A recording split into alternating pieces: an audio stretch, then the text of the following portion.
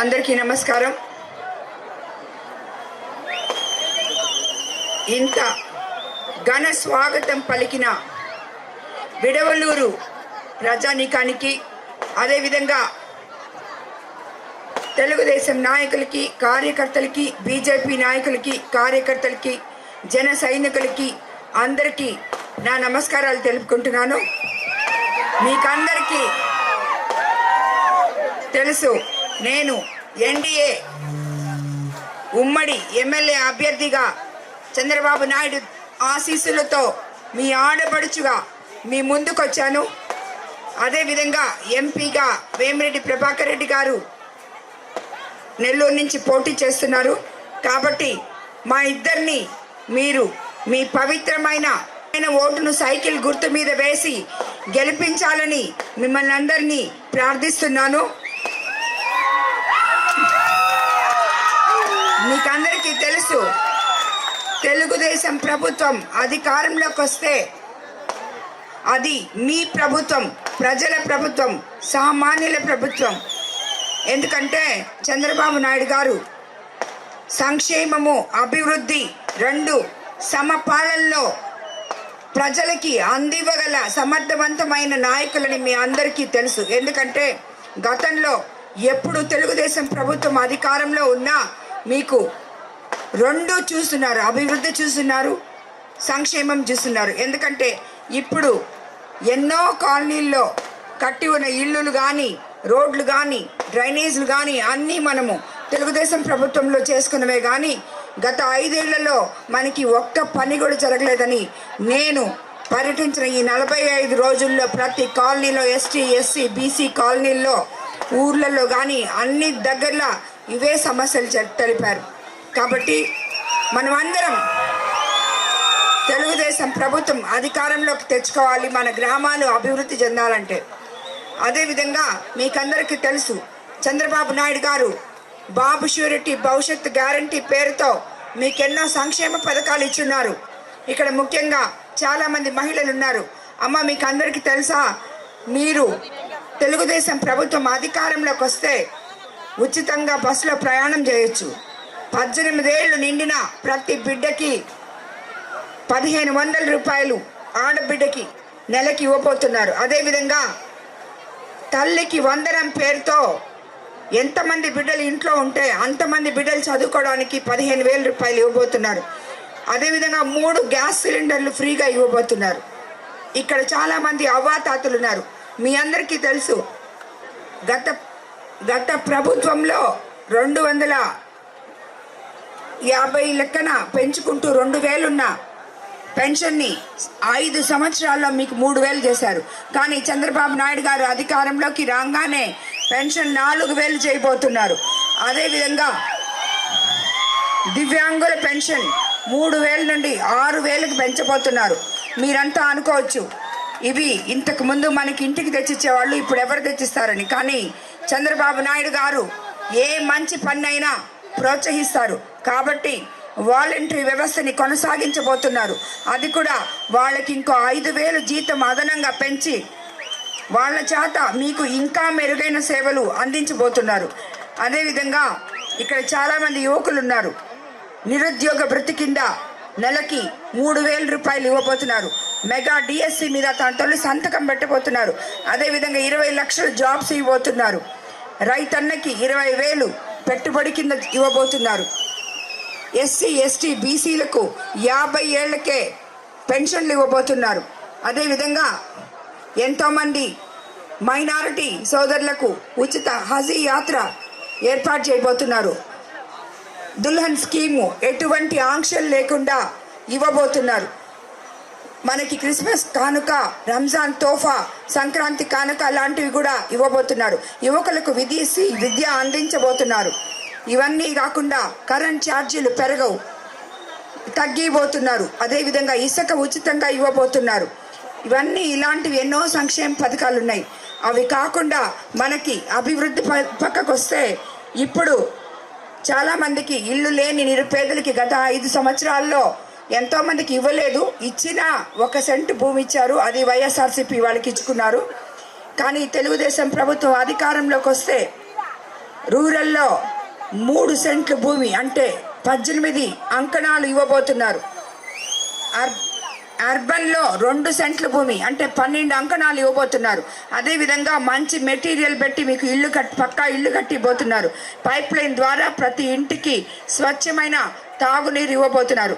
కాబట్టి ఒకవైపు సంక్షేమ పథకాలు, మరోవైపు అభివృద్ధి పథకాలు ఇవన్నీ ఉన్నాయి. కాబట్టి ఇవన్నీ ఇవ్వబోతున్నారు. కాబట్టి మనం చంద్రబాబు నాయుడు గారిని తప్పకుండా అధికారంలోకి తిరిగి తెచ్చుకోవాలని చెప్పి మిమ్మల్ని అందరినీ కోరుకుంటున్నాను.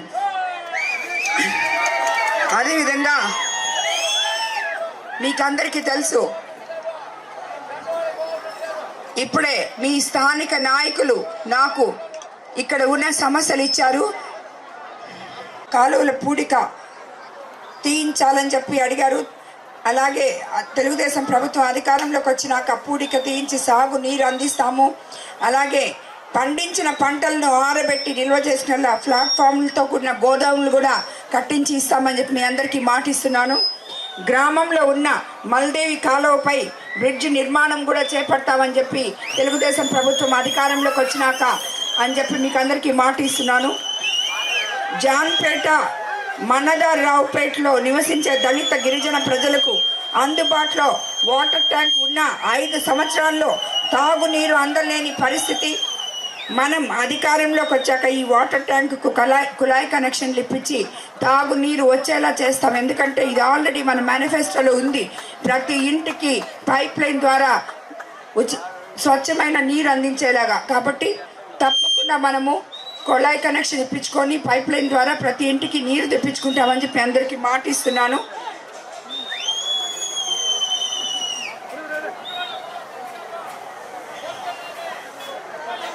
అదేవిధంగా మన తెలుగుదేశం ప్రభుత్వంలో 2017లో 2,20,00,000 రూపాయల నిధులతో మంజూరు చేసిన మినీ స్టేడియంను గత ప్రభుత్వం పట్టించుకోక పనులు ఇంకా పెండింగ్లో ఉన్నాయని తెలుసుకున్నాను. నేను ఎమ్మెల్యే అయ్యాక దాన్ని పూర్తి చేసి మీకు యువకులకి అంకితం చేస్తానని చెప్పి మీకు అందరికీ మాటిస్తున్నాను.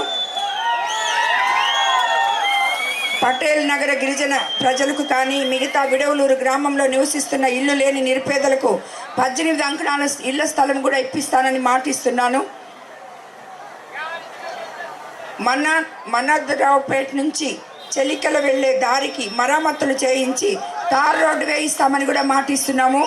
విడవలూరులో ఉన్న డిగ్రీ కళాశాలను రెసిడెన్షియల్ కళాశాలగా కూడా మార్చే ఏర్పాట్లు తెలుగుదేశం ప్రభుత్వం అధికారంలోకి వచ్చినాక చేస్తామని మీ అందరికీ మాటిస్తున్నాను. జాన్పేట, మన్నదర్రావు ప్రజల సర్కార్ తోటలో ఉన్న భూముల సమస్యలు పరిష్కారం కోసం శాశ్వత పట్టాలు ఇప్పించే ప్రయత్నం కూడా తప్పకుండా చేస్తామని చెప్పి మీకు మాటిస్తున్నాను. విడవలూరు మండల హెడ్ క్వార్టర్స్లో ఉన్న అందరికీ కమ్యూనిటీ భవనాలు కూడా కట్టి ఏర్పాటు చేసిస్తామని చెప్పి కూడా మాటిస్తున్నాను. మనకు అందుబాటులో ఉన్న ముదివర్తి రీచ్ ద్వారా అధిక ధరలకు ఇసుకను అమ్ముకుంటున్నారు. మన ప్రభుత్వం అధికారంలోకి వచ్చినాక ఆల్రెడీ మేనిఫెస్టోలో చెప్పున్నారు ఇసుక ఉచితంగా ఇస్తారని చెప్పి. ఈ గ్రామం నుండి సముద్ర బీచ్ వరకు పర్యాటకంగా అభివృద్ధి చెందడానికి డబుల్ రోడ్ వేయించి మీకు ఉపాధి అవకాశాలు కల్పిస్తానని కూడా మీకు అందరికీ మాటిస్తున్నాను. విడవలూరు ప్రజల ప్రధాన సమస్యల్లో శ్మశాన వాటికలు, మనం అధికారంలోకి వచ్చాక శ్మశాన వాటికలు కట్టించి దానికి సరైన రోడ్డు వేయించి కనీస వసతులు కూడా కల్పిస్తామని ఏర్పాటు చేస్తున్నాం. ఇది మామూలు అన్ని ఊర్లలో ఉండే సమస్య. ఈ శ్మశాన వాటికల సమస్య తప్పకుండా చేపిస్తామని. ఇంకా గ్రామంలో ఎలాంటి అభివృద్ధి పనులున్నా అనాథరావుకి బస్ ఫెసిలిటీ కూడా తప్పకుండా ఏర్పాటు చేస్తానని మీ అందరికీ మాట ఇస్తున్నాను. మీరందరూ గమ్ముగా చూస్తున్నారు, ఎందుకంటే ఎన్ని మాటలు ఇచ్చారు ఈ చేసేదానికైనా అని చెప్పి. ఎందుకంటే మీకు అలవాటైపోయింది. ప్రతి రాజకీయ నాయకులు ఎలక్షన్లు ముందొచ్చి మీకు చెప్పి మళ్ళీ తిరిగి వాళ్ళు కనిపించరు. కానీ నేనైతే అలా కాదు. మీకు సేవ చేయడానికి మీలో ఒకదాన్నే, మీలో మమేకమై మీ సమస్యలు ఇక్కడికి రాకముందే తెలుసుకొని అవన్నీ చెయ్యాలి అనే తాపత్రయంతో రాజకీయాల్లోకి వచ్చిన మీ సేవకురాల్ని. కాబట్టి ఇచ్చిన మాటలు తప్పకుండా నిలబెట్టుకుంటాను. ప్రభుత్వం అధికారంలోకి రాగానే మీరు అడిగిన ఈ పనులన్నీ మీ ఊరికి సంబంధించినవి కాబట్టి అవన్నీ ఎంతవరకు మనం చేయగలమో అవన్నీ కూడా చేసి పెడతామని చెప్పి మీకందరికీ మాటిస్తున్నాను.